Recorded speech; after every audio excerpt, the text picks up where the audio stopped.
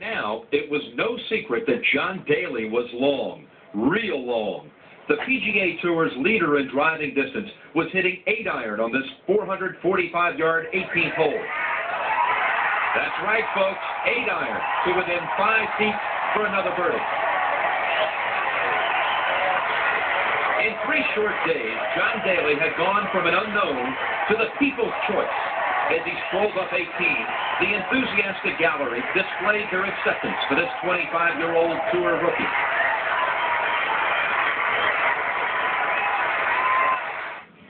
Daly had this putt for his 6th birdie of the day.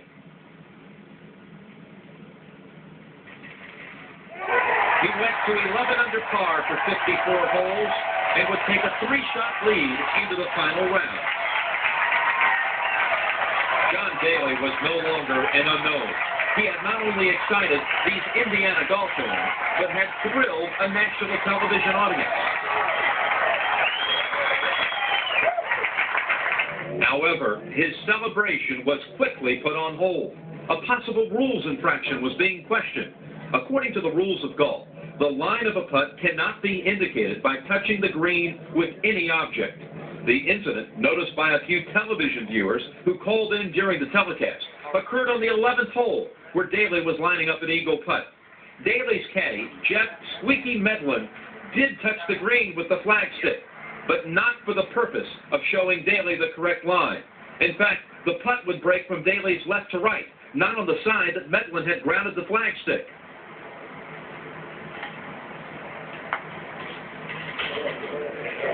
Daly missed his eagle attempt as the ball broke from his left to right, but he made the birdie. Before making their determination, PGA of America officials brought Daly and Medlin to CBS's trucks to review the incident on videotape. I could see what they were trying to do, and I know the rules of golf. I was just resting it, wanting to know if he wanted me to attend the pin. I was, in my mind, I never indicated the line of the putt. I've never done that and never wanted to do anything to hurt my player, and I hope nothing ever happens like this again. I'll never put the pin on the green again, that's for sure. No penalty. I didn't even aware of what was going on. It was maybe a shock to me, but definitely didn't use the flag, and I don't think Squeaky did either. So, there was no infraction and no 2-shot penalty. John Daly kept his 3-shot lead and drew high praise from his challengers. Well, my card said 69. I'm 11 under, so I'm pretty happy. I'm just going to go out and play like hopefully play like I have been, and just, if I can have one more day like I did today, I think I can bring this thing home. Watching him, you can't call me long. And why? Just look at some of the places he hit it today. There's spots I've never even seen. You talk about the next Nicholas. I think Mr. Daly could be the next, somebody in about 20 years could become the next Mr. Daly. He had Arnold Palmer type receptions out there today on some of the holes. I had about, I guess you could say, 12 to 13 holes today where chills just ran down my whole body. Every time I walked up on a green or a tee box, the fans are just super, and it's so great that they're behind me, and I would love to win this thing for them. I did it for the fans. That's what this game's about. 18 holes stood between John Daly and the completion of his Cinderella story. Through 3 rounds of the PGA Championship, spectators at Crooked Stick and golf fans all across the nation have been mesmerized by this young man from Memphis, Tennessee, John Daly. And as he's emerged into the spotlight here, he's drawn comparisons to a young, powerful Jack Nicklaus. Some have compared his charisma and take-charge attitude to Arnold Palmer. Now, here on the final day, the question is, will he find his name in history with other legends who have won major championships? Will his name be engraved into the Wanamaker Trophy?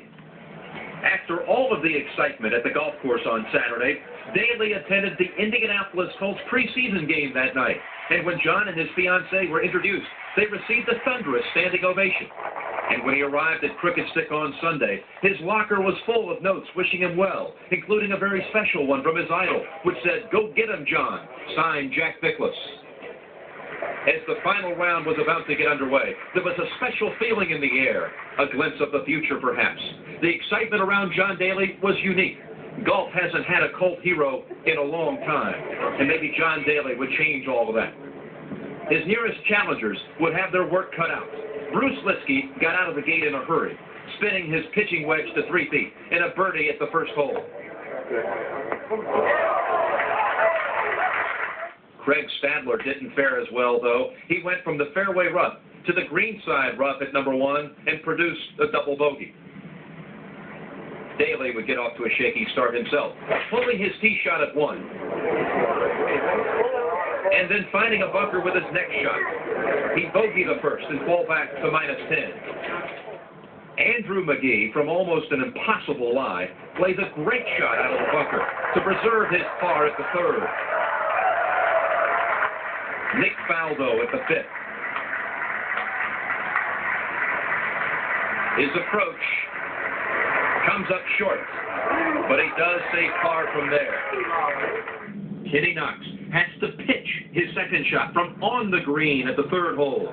Hits the flagstick and leaves the hole with a par to stay at 8 under par.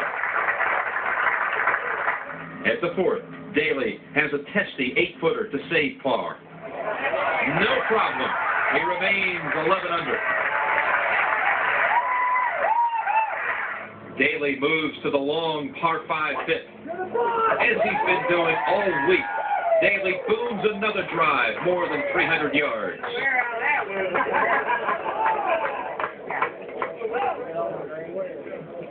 Stadler's woes continue. Here at 5, he goes over the green and falls back to 5 under. Daly's 3rd shot at the 5th. What a touch. Is there anything this phenom cannot do? Through 5 holes on the final day, Daly has pushed his lead to 4 shots over Knox. 4 of the original 40 club professionals who began the PGA on Thursday made it to Sunday. Denny Hepler, who happens to own the course record at Crooked Stick with a 64. He plays out at the Stonehenge Golf Club in Warsaw, Indiana. Hepler had a large and enthusiastic following during the tournament.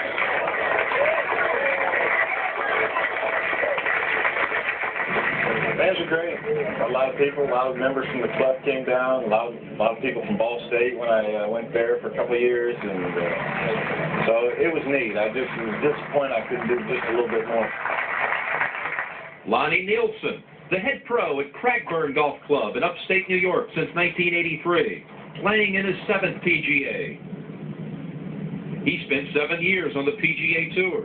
I get a chance to come back out here and see some of the fellows that I did play against. It's another chance for me to measure my game against theirs and see what I need to work on. And it's just a big thrill to come here. I'm very happy to have played pretty well the first couple of days and made the cut. Scott Williams from the Redwood Golf Center in Redmond, Washington, was excited to play in his first PGA championship. This course is very, very difficult. Today I shot 73, and for myself, I think is the best round of golf I've ever played. Lindy Miller, the head professional at Mira Vista in Fort Worth, Texas. He was a 3-time All-America at Oklahoma State and a member of the 1977 Walker Cup team. Miller was this year's low club professional with a 293 total, 5 over par. A tour player for 5 years, Miller enjoys the opportunity to compete in the championship. It's something that we qualify for at the end of the year, for the following year, and it's always special for us to come back here and have the opportunity to play. Meanwhile, among the leaders, Kenny Knox's hopes were sunk when his tee shot at the par 3/6 found the water. His double bogey dropped him back to 6 under. 5-time champ Jack Nicklaus rolls in this 8-footer at 18 to stay in red figures for the tournament, finishing at 1 under.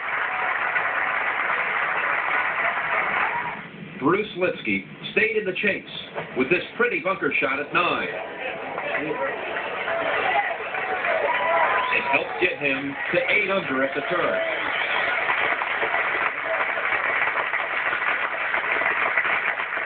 Kenny Knox was not about to give up. Here, he has a 10-foot putt for birdie at the 10th and moves to 7 under. Fourth-year pro John Houston had a steady week, and this birdie at 12 gets him to -4. Stephen Richardson of England, winner of 2 tournaments on the European Tour this year. He was 5 under at the 16th and had this approach. Playing in only his second U.S. event, Richardson curls in the birdie putt and would finish the championship at -6.